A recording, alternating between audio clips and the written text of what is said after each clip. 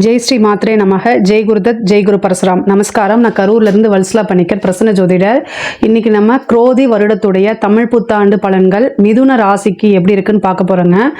இப்போ இந்த மிதுன ராசி, அதாவது இந்த வருடம் பிறக்குது இல்லையா, இந்த வருடம் என்னைக்கு பிறக்குது அப்படின்னா 14/4/2024 ஞாயிற்றுக்கிழமை சஷ்டி திதியிலையும் தைத்துளை கரணத்திலையும் அதிகண்ட யோகத்திலையும் திருவாதிரை நட்சத்திரத்திலையும் இந்த வருடம் பிறக்குது. அதாவது இந்த வருடம் உங்களுடைய ராசியில தான் பிறக்குது.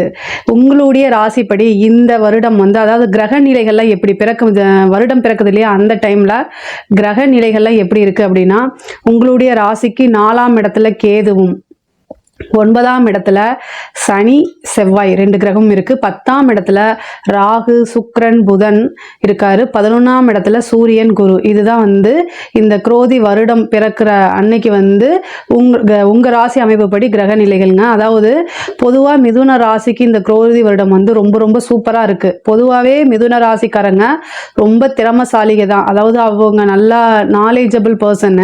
ஏன்னா இந்த ராசிக்கு அதிபதியே புதன் தான். புதன் தான் நாலேஜுக்கு உண்டான கிரகம்.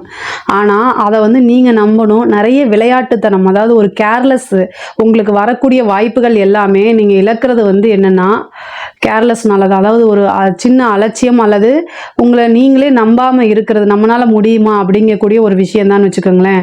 மிதுன ராசியை பொறுத்த வரைக்கும் இந்த வருஷம் ரொம்ப சூப்பராக இருக்குது. அதை கரெக்டாக யூஸ் பண்ணிக்கோங்க. ரொம்ப வருஷம் கழித்து உங்களுக்கு இந்த ஒரு நல்ல பொசிஷனில் கிரகநிலைகள் எல்லாமே அமைஞ்சிருக்கு. அதை கரெக்டாக யூஸ் பண்ணிட்டீங்க அப்படின்னா உங்களோட லைஃப் லாங்காக நீங்கள் கவலையே பட வேண்டாம். அந்த அளவுக்கு கிரக நிலைகள்லாம் இருக்குங்க. இப்போ தொழில் ஸ்தானத்தை பொறுத்த வரைக்கும் எப்படி இருக்குது அப்படின்னா, உங்களுடைய ராசிக்கு 10ஆம் இடத்துல ராகு இருக்குங்க. அதாவது இவ்வளோ நாளாக நீங்கள் அந்த அஷ்டமத்து சனியிலெல்லாம் நிறைய கஷ்டப்பட்டிருப்பீங்க, நிறைய பிரச்சனைகளை சந்திச்சிருப்பீங்க. பட் ஆனால் இந்த டைமில் இந்த ராகு 10ஆம் இடத்துல இருக்கனால தொழிலில் அசுர வளர்ச்சி அப்படிங்கிறது ஏற்படும். புதுசாக தொழில் தொடங்குறதுக்கும் இது நல்ல டைமு. தொழில் ஆல்ரெடி பண்ணிட்டு இருக்கவங்களுக்கும் இன்னும் கொஞ்சம் எஃபர்ட் போட்டிங்கன்னா ரொம்ப பெரிய லெவலில் சக்ஸஸ் பண்ண முடியுங்க. தொழிலுக்கான கடன் கிடைக்கும் உங்களுக்கு.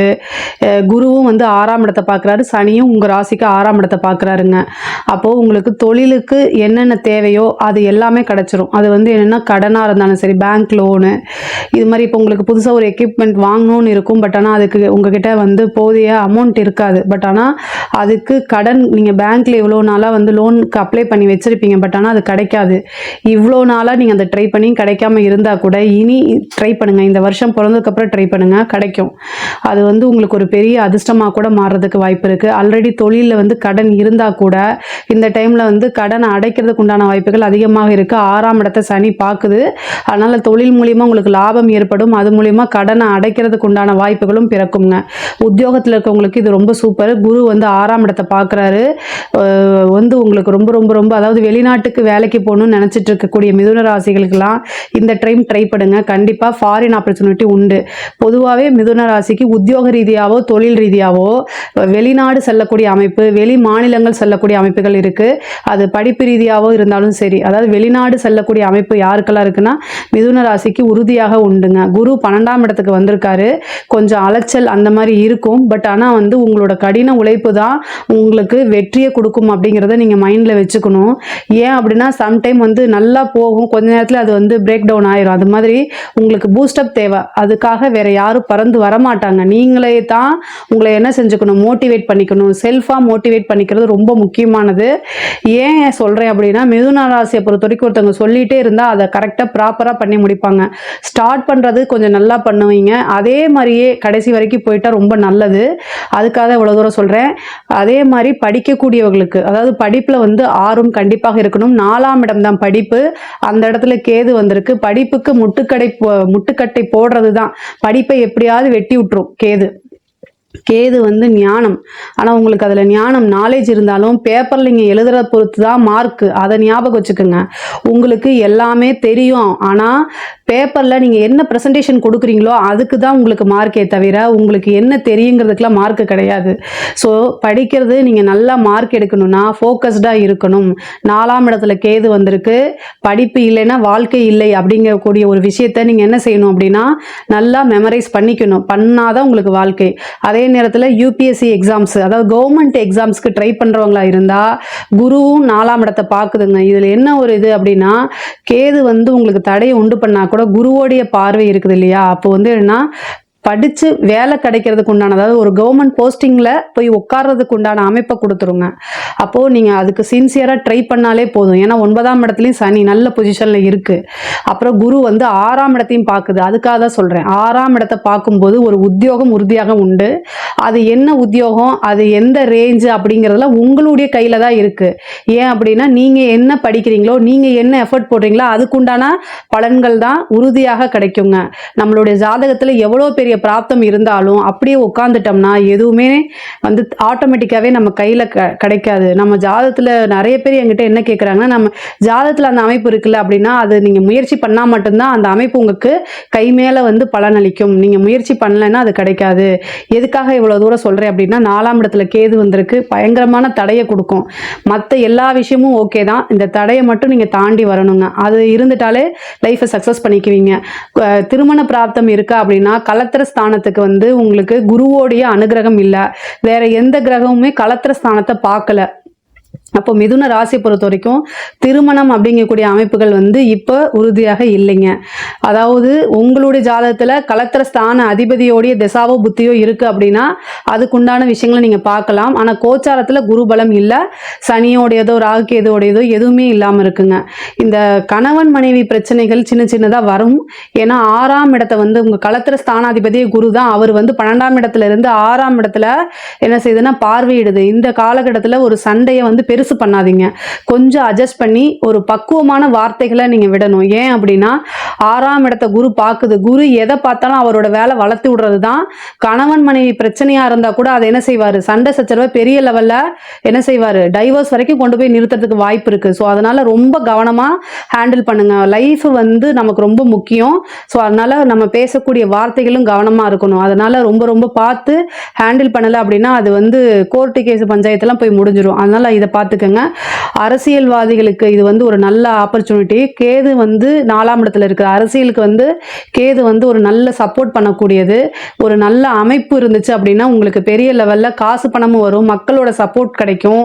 ஏன்னா 9ஆம் இடத்துல சனி இருக்கு, பொதுமக்களுடைய ஆதரவுகள்லாம் கிடைக்கும். நீங்க வந்து தேர்தலில் போட்டிட்டா கூட ஜெயிக்கக்கூடிய வாய்ப்பு இருக்கு. 10ஆம் இடத்துல ராகு இருக்கு, திடீர்னு பெரிய லெவல்ல உங்களுக்கு வெற்றி அமையறதுக்கு. அது இந்த அரசியல்வாதிகளுக்கு இந்த மிதுன ராசியை பொறுத்த வரைக்கும் இந்த ஆண்டு வந்து ரொம்ப ரொம்ப சூப்பராக இருக்குது. தாராளமாக நீங்கள் இறங்கி ஃபீல்டு ஒர்க் பண்ணிங்கன்னா அதுக்குண்டான ரிசல்ட்டை நீங்கள் எடுத்துட முடியும். கலைத்துறை சார்ந்தவங்களுக்கு மிதுன ராசியே ஒரு கலை சார்ந்த விஷயங்களுக்கு தான் போவாங்க ஜென்ரலாக. பட் ஆனால் கலை வந்து இயற்கையாகவே உங்களுக்கு வந்து இருக்குது. கலைங்கிறது மிதுன ராசிகளுக்கு இயற்கையாகவே இருக்கக்கூடியது. இந்த வருஷம் ரொம்ப சூப்பராக இருக்குது. 10ஆம் இடத்துல ராகு இருக்குது. அதனால திடீர்னு வந்து நீங்கள் ஒரு எந்த விஷயம் செஞ்சாலும் அது பிரபலியம் ஆயிரும், பெரிய லெவலில் வைரல் ஆகக்கூடிய அமைப்புகள் இருக்குது.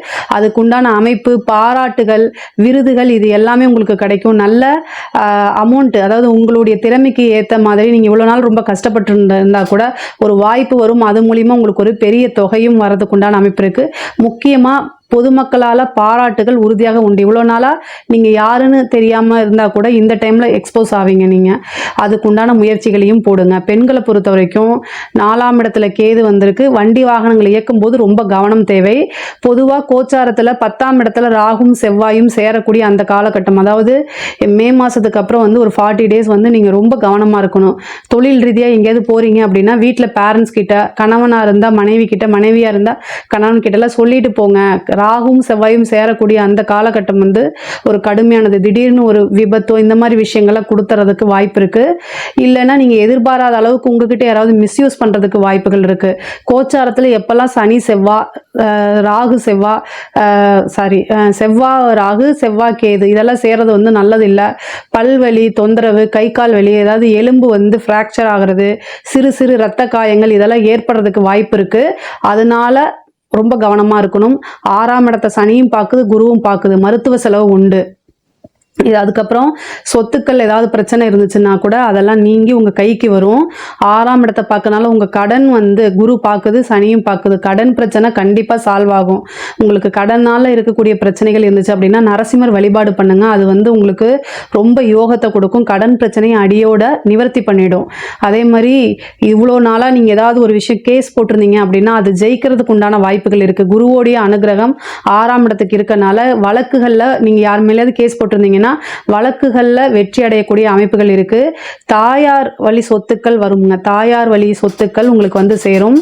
அதே மாதிரி தாயாருடைய உடல்நிலையோ தந்தையார் வழி உடல்நிலையோ ரொம்ப கவனமாக இருக்கணும். ஏன் அப்படின்னா 10ஆம் இடத்துல ராகு இருக்குது.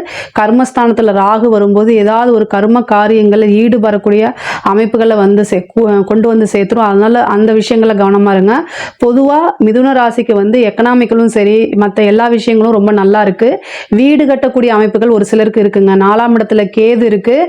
இந்த கேதுக்கு வந்து விநாயகர் வழிபாடு பண்ணீங்க அப்படின்னா உங்கள் கையில் பணம் இருந்துட்டு வீடு கட்ட முடியல அப்படின்னா விநாயகர் வழிபாடு பண்ணுங்க. வீடு வாகனங்கள் வாங்கக்கூடிய அமைப்புகள் உறுதியாக உண்டு.